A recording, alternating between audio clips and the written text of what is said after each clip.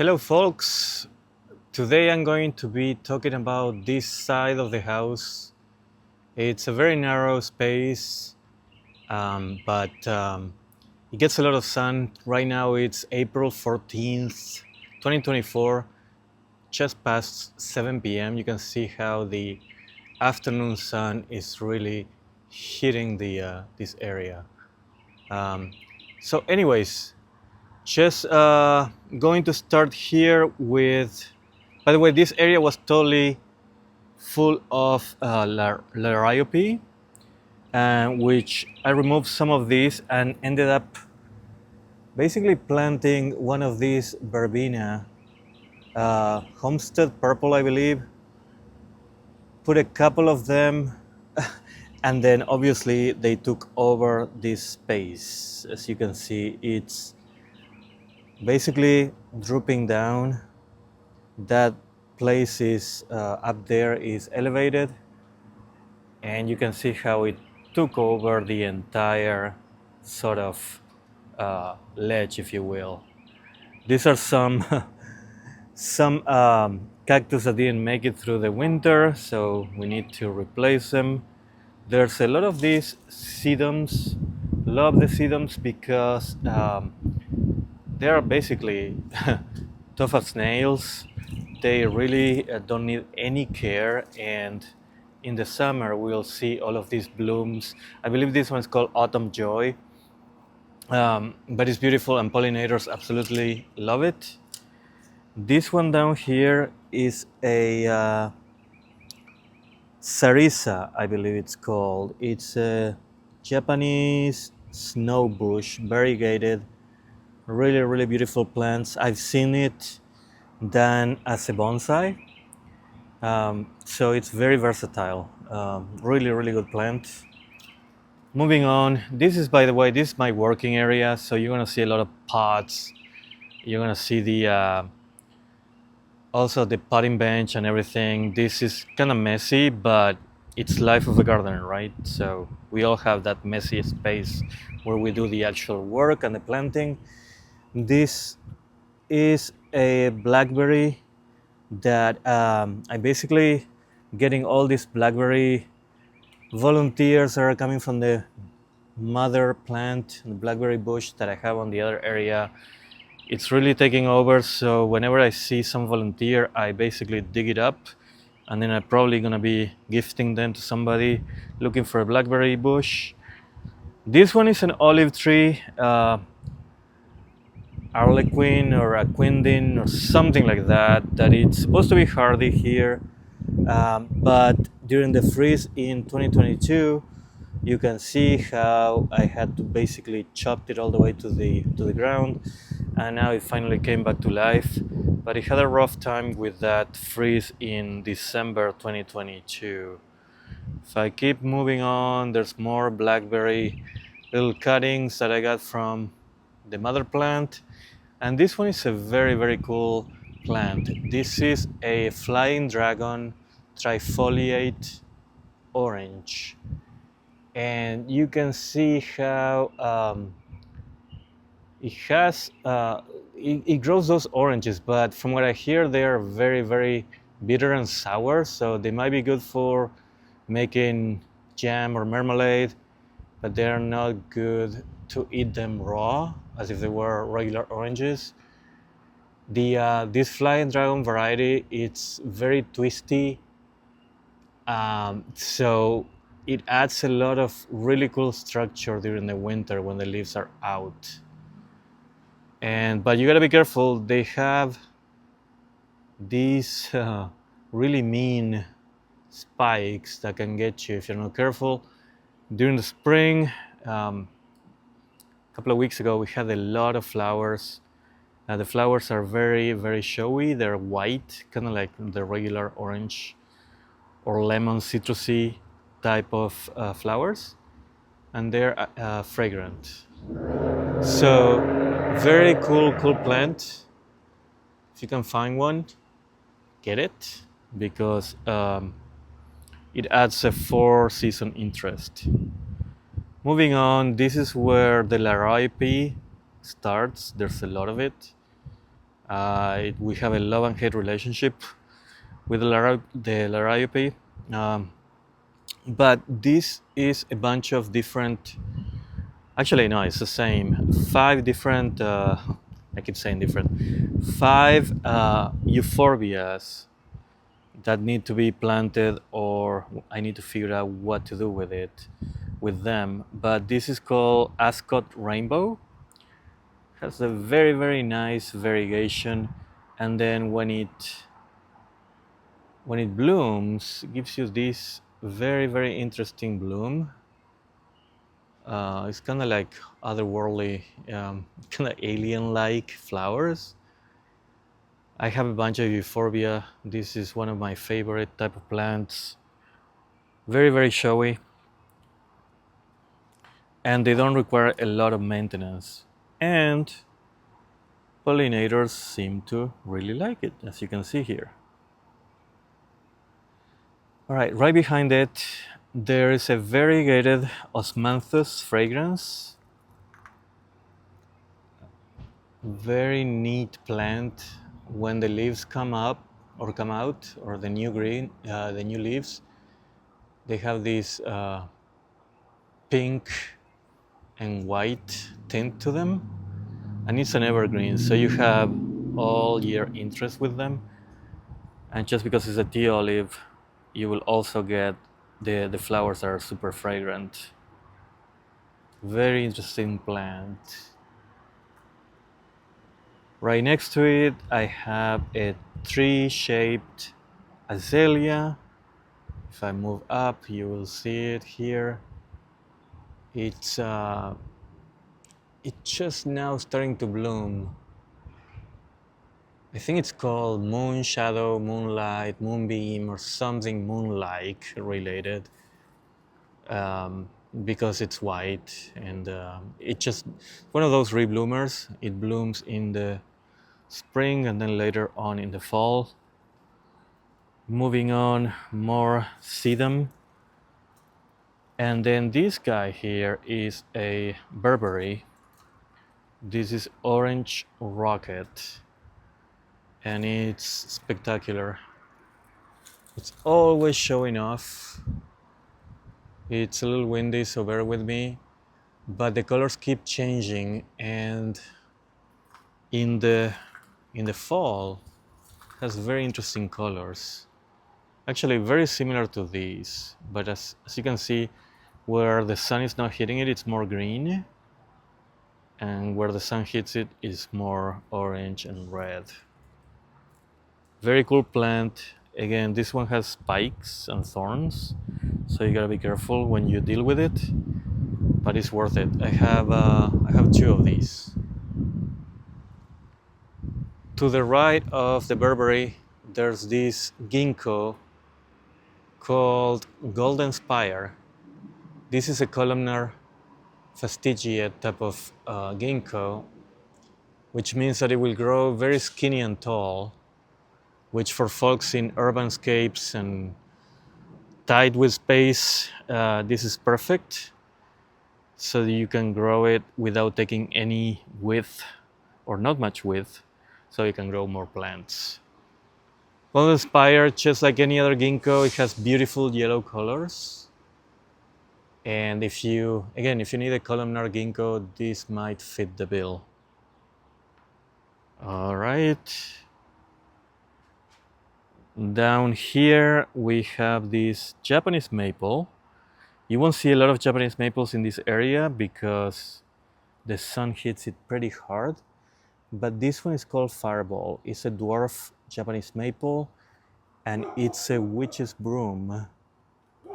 Witch's broom means that, all the leaves are kind of like bunched up, and it's kind of like a mutation from the mother tree.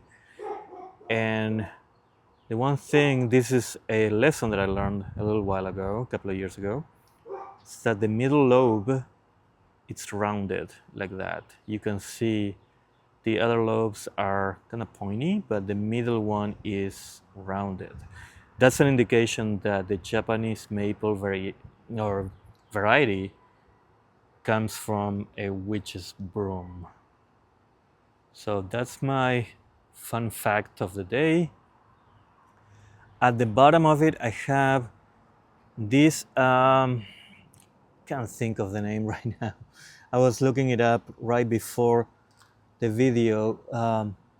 It's not a native. It's coming from China, so for native purists, this might not be the plant for you.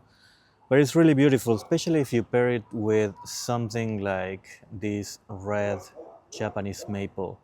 So the idea is for it to fight with the Liriope, because I have a lot of that and I prefer this texture over the Liriope. And also because it's cascading down this curve that I have, I'm hoping for it to get further to the left. And then this guy, we installed it this season, is a little goat. It's always fun to have some art, garden art in the garden. But and it's an evergreen, haha, right? Next to it is a phlox, garden phlox, and to the right there is a chrysanthemum or a mum.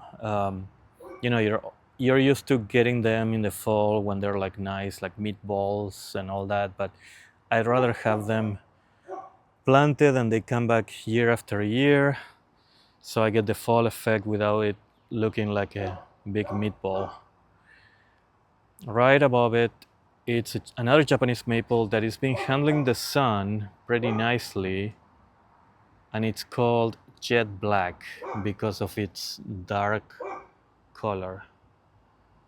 This is doing very well here in the sun, in the afternoon sun, and the colors are pretty nice too, with the green all around it.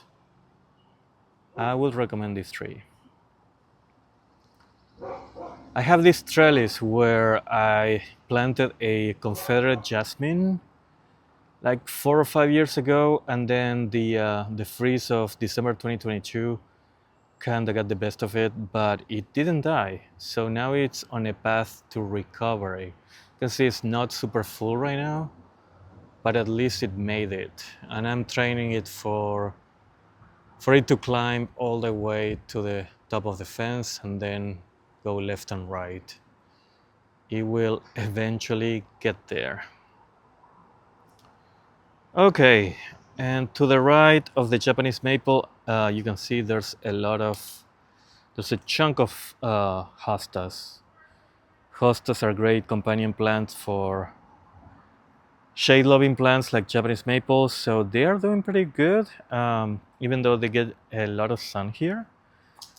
Not sure what variety is this, but I think the Japanese maple gives it some shade, so they are okay. And then also they're under a winged elm that I'm going to show in a second that is huge, so it provides a lot of shade.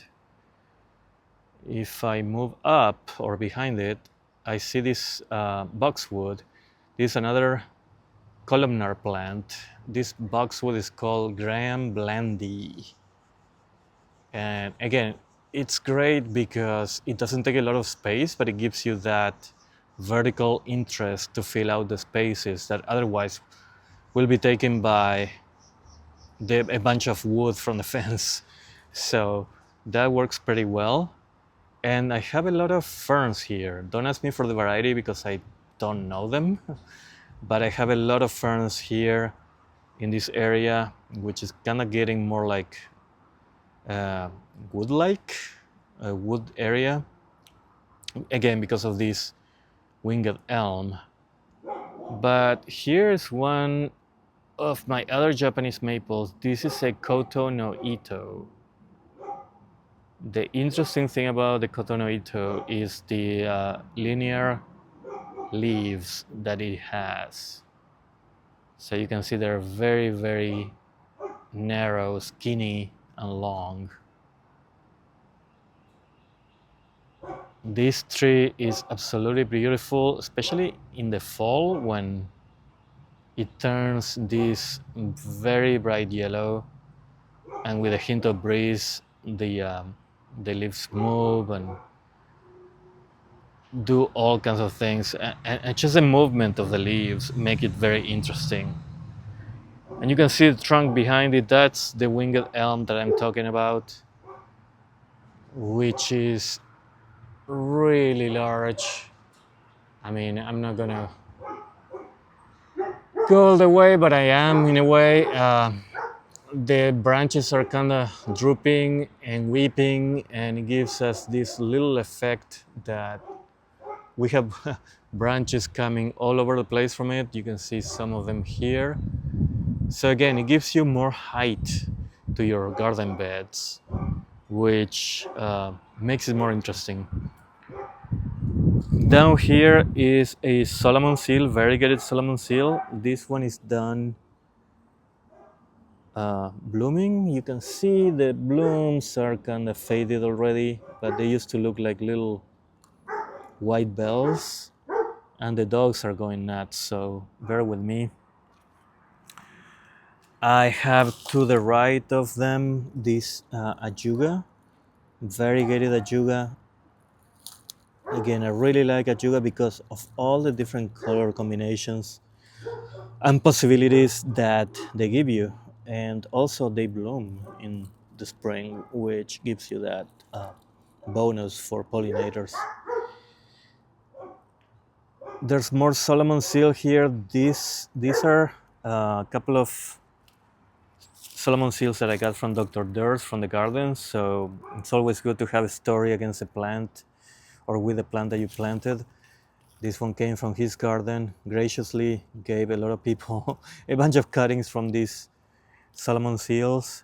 And then you will see the ferns are unfurling right now, or almost there. You can see some of them are in the distance, are almost out all the way.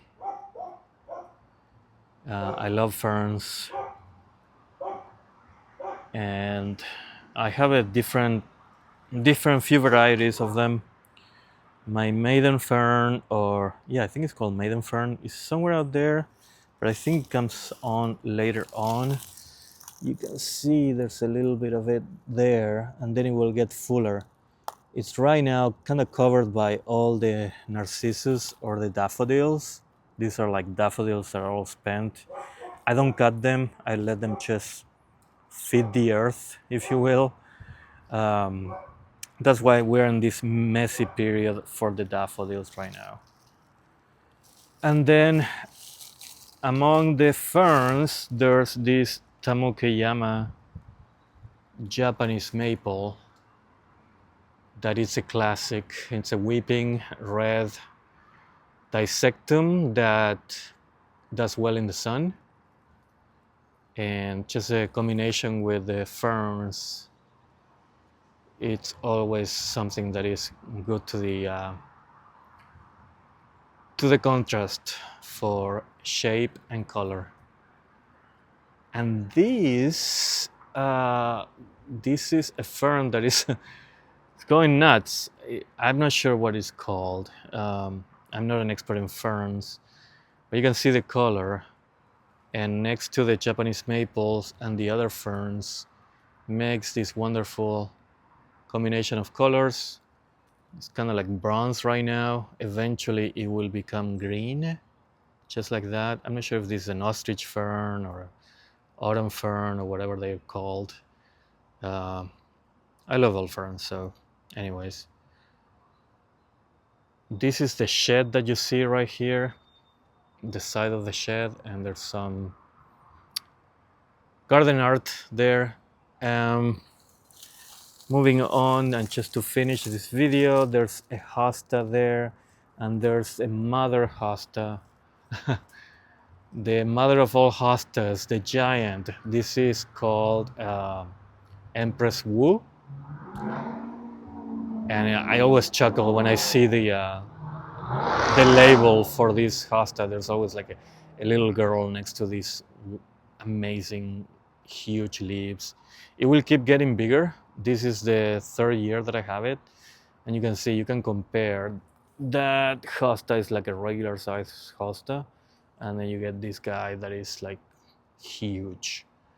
And then behind it is another one of those Graham Blandy's columnar boxwoods. All right, we're hitting 20 minutes now. This is the side bed, if you will, of the house that leads up to the neighbor side. And hopefully you enjoyed it, and we'll see you on the next time. Take care. Thank you for watching.